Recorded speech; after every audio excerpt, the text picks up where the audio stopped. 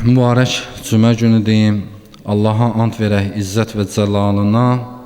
Allah Taala elədiyimiz ibadətləri, elədiyimiz duaları qəbul eləsin. Bu ibadətlərin hər biri öz növbəsində Allahın bizə nemətləridir, lütfləridir. Təkcə ibadətin yollarını bizə başa saldığına görə, bizə bəyan elədiyinə görə Allaha sonsuz həmd sənalar olsun. Çünki əgər Allah özü Peyğəmbəri vasitəsilə, Quran vasitəsilə, imamlar vasitəsilə ibadətin şəkillərini bəyan eləməsəydi, biz o hansı formada Allah Taala'ya ibadət eləməyin mümkünlüyünü özümüz kəşf eləyə bilməzdik.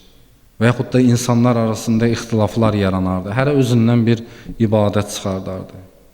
Hələ Quran, hədislər, Peyğəmbər və Ali Peyğəmbərin kəlamları var. Görürsünüz nə qədər cəryanlar yaranır hər gün. Sosial şəbəkələrdə nə qədər insanlar fikirlər irəli sürürlər. Hələ haqq, batil ortadadır. Hamısı bəyan olunmuş vəziyyətdədir. Buna baxmayaraq müxtəlif cəryanlar yaranırlar. İndi gör, bunlar bəyan olunmasaydı, insanların taleyi nə cürlə olardı. O üçün də ibadət əhli olmaq, deyərdim ki, bir dənə fəzilətdir. Amma ibadət eləyəndə, bayaq dediyim xüsusa diqqət eləmək lazımdır. Quran-ı Kərimdə Allah Taala buyurur ki, "Ətəmrunən-nase bil-birri", deyir, insanları düz yola dəvət edirsiniz. Və tənsavna anfusakum, halbuki özünüzü yaddan çıxardırsınız. Yəni belə olmayaq ki, ibadət eləyəndə ibadəti təbliğ eləyək əməldə, amma özümüzdə ibadət belə deyək, əhval-ruhiyyəsi olmasın. İnsanlara pis nümunə olmayaq. Yəni mömin necə olmalıdır? Mömin bu şəkildə olmalıdır ki, onu hamı göstərməlidir ki, bax, mömin belə olmalıdır, insan belə olmalıdır, yaxşı mənada. Ona göstərəndə deyilməli, mömin elə olmalı ki, Peyğəmbər ondan fəxr eləsin, imamlar ondan fəxr eləsin. İmam Sadiq əleyhissalamdan hədis də var, deyir, bizim üçün zinət olun, deyir. Bilirsiniz nə deməkdir? Yəni, imam fəxr eləyir bir dənə mömindən ki, filan mömin bizim üçün zinətdir, baş ucalığı gətirir. Elədiyimiz hərəkətlər bəzən fərqində olmasaq da, özümüzdən sonra ola bilsin ki, böyük təsirlər qoyur. Bəzən mömin eləyə bilər ki, heç danışmadan, davranışları ilə bir insanın dinə gəlməyinə vəsilə ola bilər və yaxud da əksinə, danışmadan, hərəkətləri ilə bir insanın dindən uzaqlaşmağına səbəb ola bilər. İmam buyurur ki, o şəxslərdən olun ki, insanlar sizə baxanda dinə onlarda rəğbət yaransın. Yəni. İnsanlar onu bu cürlə qəbul etsin ki, dinin insanlara bu bəxş elədiyi üstünlüklərdir. Həqiqətən də dinə də baxaq, məsələn, deyək ki, yaramaz əməllərlə məşğul olan dinlara da baxaq. Dinin harasında elə bir göstəriş var ki, o əməllərlə məşğul olmaq olar. Əksinə, dinin hədislərini, Quran-ı Kərimdə ayələri təhqiq eləyəndə baxıb görürsən ki, din əksindir. Din ancaq gözəl şeyləri, din ancaq saflığı, din ancaq mədəni olmağı təşviq edir, insanları düz yola dəvət edir. Amma bir görürsən ki, insanlar başqa hərəkətlər eləyirlərsə, artıq bu dinin günahı deyil. Və bayaq da qeyd elədik ki, ibadətin ən mühüm xüsusiyyətlərindən biri budur ki, bizim mərifəmizi möhkəmləndirir. Yəni, Allah barəsində, Peyğəmbər barəsində, imam barəsində, Allahın ədaləti barəsində, məadı barəsində bizim düzgün əqidə sahibi olmağımızı təmin eləyir. Alimlər kitablarda qeyd eləyirlər, buyururlar ki, Allah Taala insana ağıl qüvvəsi hədiyyə eləyib. Ağıl insana Allah Taala tərəfindən olan bir hədiyyədir. Yəni bir insana verilibsə verilib, verilməyibsə onu kəsbi yolla əldə etmək mümkün deyil. Allah Taala onu verir ya vermir. Və bunu verib biz bunun barəsində düşünməliyik. Biz bunun barəsində düşünməliyik ki, Allah Taala bizə ağlı niyə verib? İmam Musa Kazım əleyhissalam buyurur ki, Allahın insanların üzərində iki doğru yol göstərəni var.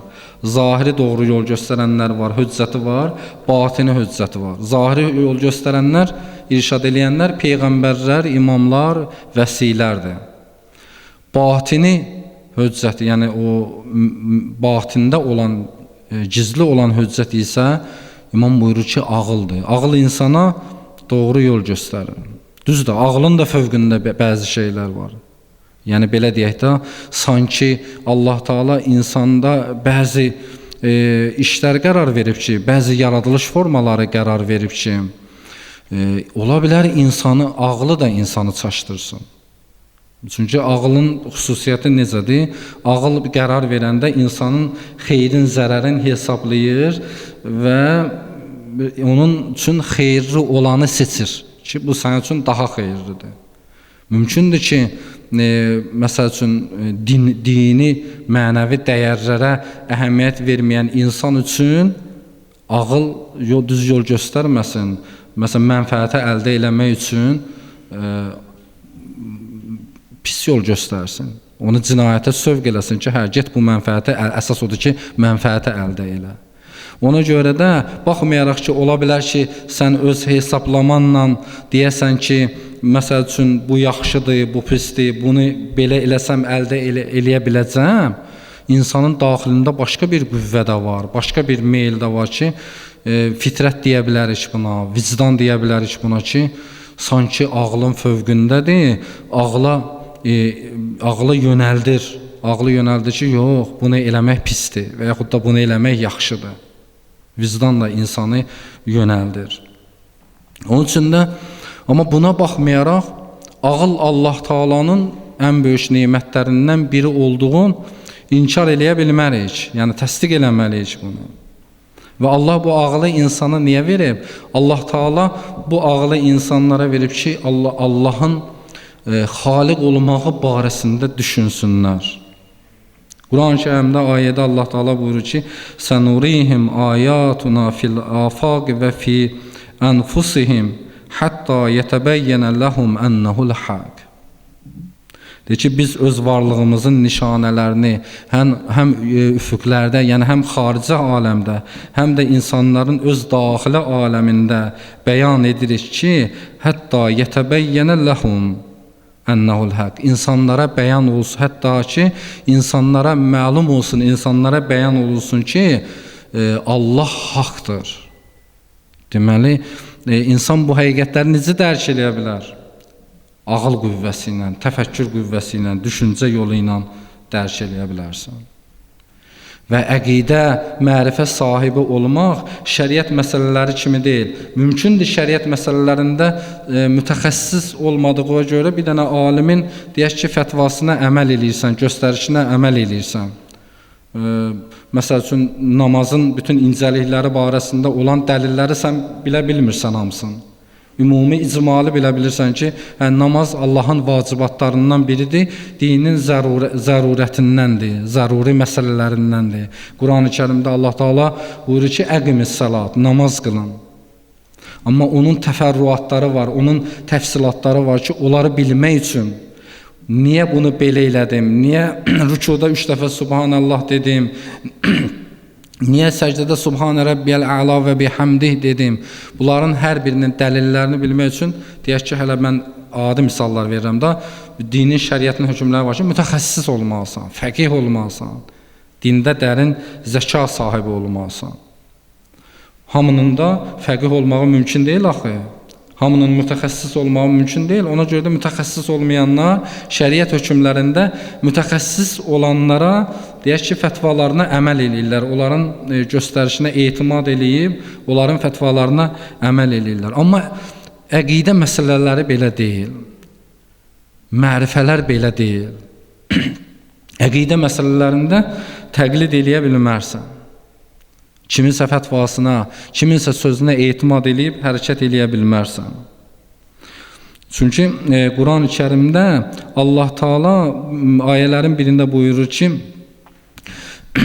hətta məsəl üçün keçmiş qövmlərdən misal verir ki, onlar doğru yolda deyildilər və doğru yoldan onları peyğəmbərlər çəkindirəndə onlar nə cavab verirlər? Deyir ki, Allah bunu məzəmmət eləmək üçün deyir bu ayəni. Deyir ki, qalu bəl nəttəbi'u ma alfeyna aleyhi abauna avələv kana abauhum la ya'lamun şey'an.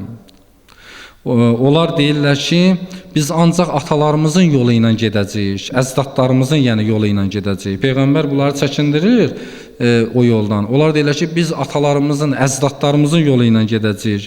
Allah buyurur ki, birdən onların əzdadları bir şey bilmirdisə və doğru yolda deyildilərsə, onda necə?